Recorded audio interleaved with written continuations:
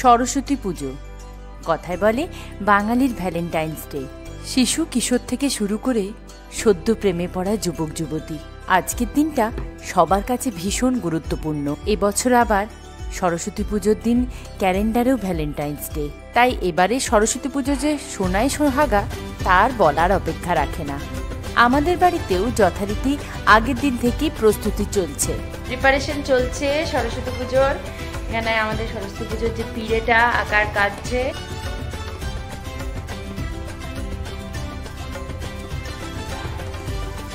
আমি খুব একটা আলপনা দিতে পারি না, কিন্তু তার মধ্যেই আজকের আলপনা শেষ করলাম। এখন মোটামুটি 10টা, এখন রান্না বান্না সবই বাকি, তার মধ্যেও আলপনাটা কমপ্লিট করলাম। ঠাকুর সাজানো মোটামুটি কমপ্লিট, আমার ছেলে সাজিয়েছে কিছুটার বাবা, সব মিলিয়ে এটা সাজানো আছে। একটা লাইটও জ্বেলেছে, কালকে সে সব জ্বালানো হবে। কাল ভোর থেকেই লেগে পড়ব।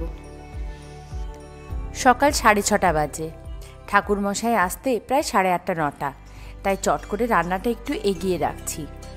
সরস্বতী পুজো মানেই খিচুড়ি, বাঁধাকপির তরকারি, চাটনি, আর আমাদের বাঁকুড়ার লোকদের অবশ্যই মাছ। সে সবই আজ রান্না হবে, কিন্তু পুজোর পরে।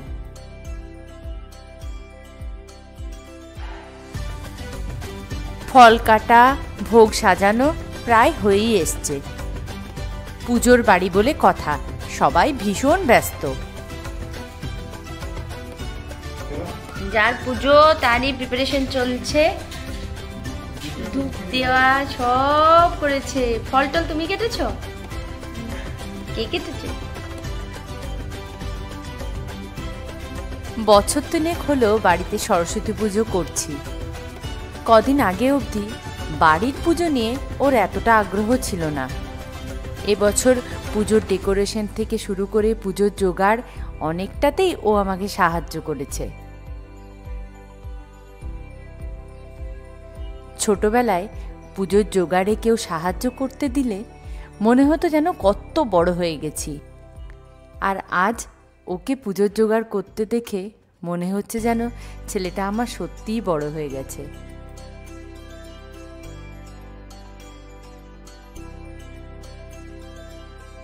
আর এদিকে ঠাকুর মশাইও চলে এসেছেন, পুজোর কাজও শুরু হয়ে গেছে।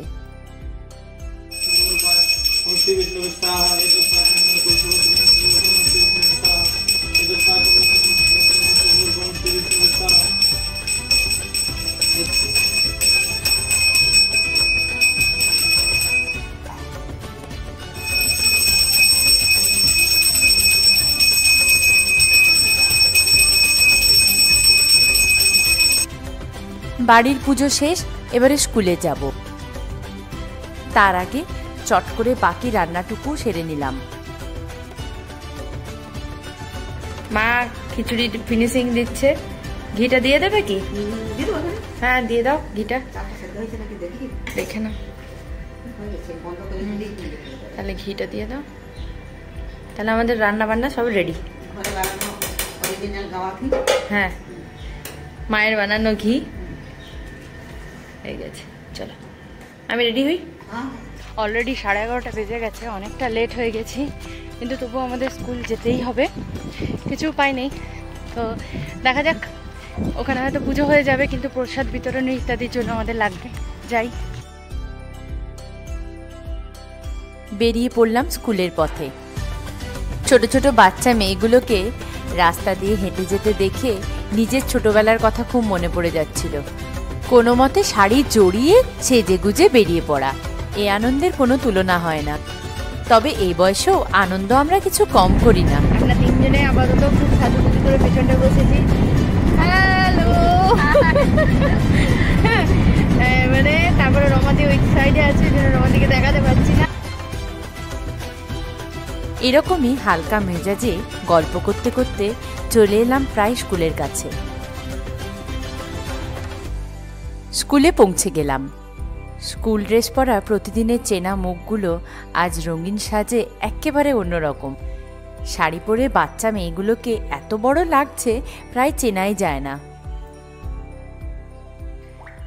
দেখা হলো অনেক প্রাক্তন ছাত্রছাত্রীর সাথে। আর সেই আনন্দের মুহূর্তগুলো বন্দি থাকলো মুঠোফোনে। দেখা হলো প্রাক্তন সহকর্মীদের সাথেও। স্টুডেন্ট আর ধৌমেন্দ্র আমার এক্স কলিগ। হ্যাঁ হাই বলে দে সবাই।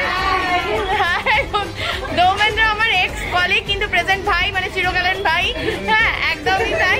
আর এই যে ছোট ধৌমেন্দ্র বসে আছে। ছোট ধৌমেন্দ্র কাঁদবে, তুমি কি একটু কাঁদবে? আর মিসেস ধৌমেন্দ্র হাই, ও আমার প্রেজেন্ট কলিগ।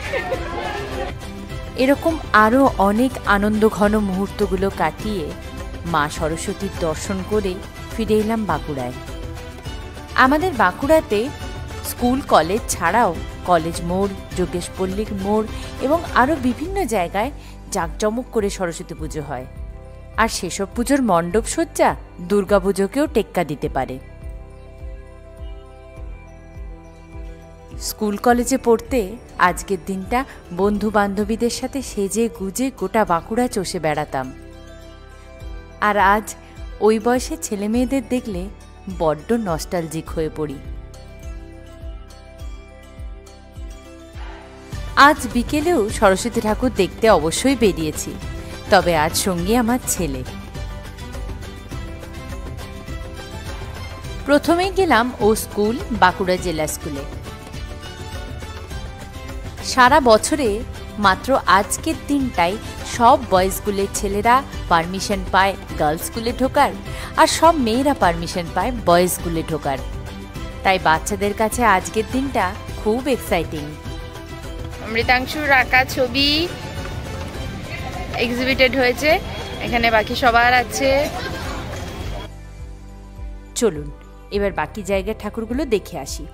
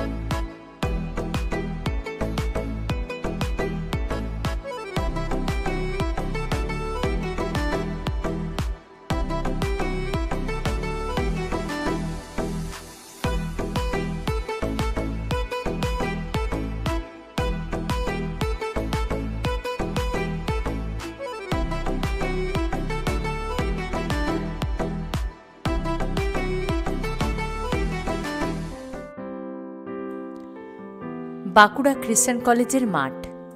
বাঁকুড়ার 90% প্রেমের গল্পের সূত্রপাত এই মাঠ থেকেই। দিন পাল্টে যায়, সময় পেরিয়ে যায়, পাল্টে যায় চরিত্রগুলো, শুধু পাল্টায় না গল্পটা, প্রেমের গল্প।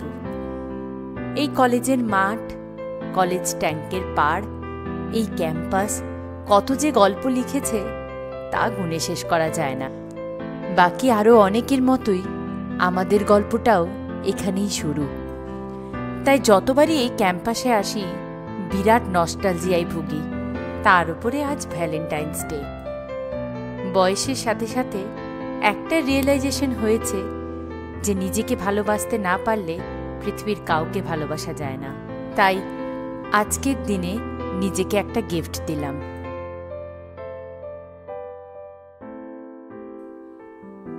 উপহার ছিল আমার ভালোবাসার মানুষগুলোর জন্যেও। সকলে ভালো থাকবেন, সুস্থ থাকবেন। আজকের ভ্লগটি কেমন লাগলো অবশ্যই জানাবেন। আপনাদের কমেন্টের জন্য আমি অধীর আগ্রহে অপেক্ষা করি। সবাইকে জানাই বিলেটেড হ্যাপি ভ্যালেন্টাইন্স ডে।